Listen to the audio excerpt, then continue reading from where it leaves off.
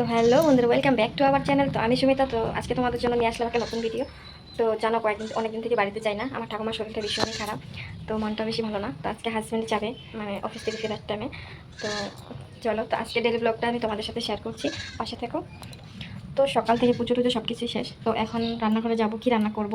তো কালকে মা বাবা একাদশী ছিল, তো আজকে কি রান্না করলাম তো চলো তোমাদের সাথে শেয়ার করি, কারণ তোমাদের সাথে শেয়ার করবো না কার সাথে। চলো, তো তোমরা যদি আমার পরিবারে নতুন হয়ে থাকো তাহলে তোমাদের জন্য মানে রইলো অনেক অনেক ভালোবাসা। আর যারা যারা আমার চ্যানেলটাকে এখনো সাবস্ক্রাইব করোনি তো করে দিও, আর পাশে থাকা বেল আইকনটা ক্লিক করে দিও, যাতে আমি আরও পরবর্তীতে ভিডিও পোস্ট করলে মানে তোমাদের কাছে নোটিফিকেশন চলে যাবে।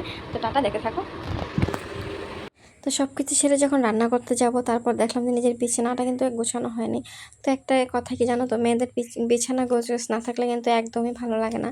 তো তোমরা তো জানোই আমার ছোট্ট বেবি আছে।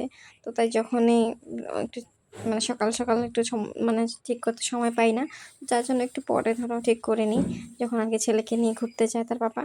তারপর এখানে বিছানাটা ফটাফট ঠিক করে নিলাম। আর এখানে মানে কালকের কাপড় ভিজেছিল, সেগুলো সারা রাত্র ফ্যানে শুকিয়ে গেছে, তো আমি সেগুলো ভাঁজ করে নিয়ে নিলাম, ভাঁজ করে রেখে দিলাম। তো তারপর দেখো নিজের বিছানাটা ঠিক করে নিলাম।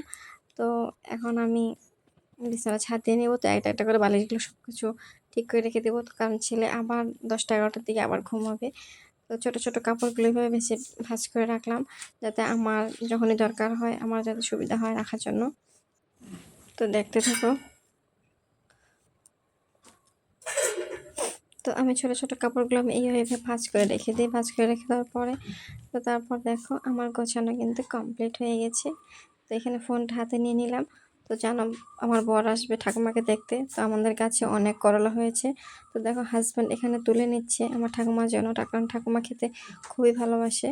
তো তারপর আমি তোমাদের সাথে শেয়ার করলাম। তো আজকের ভিডিও এতটুকুই, টাটা। তো তোমাদেরকে বললাম না আমি কি রান্না করছি শেয়ার করব। তো দেখো এখানে ডাল, পটল ভাজি, আর এখানে ছেলের খাবার বানিয়ে রেখেছি, দুধটা গরম করে রেখেছি।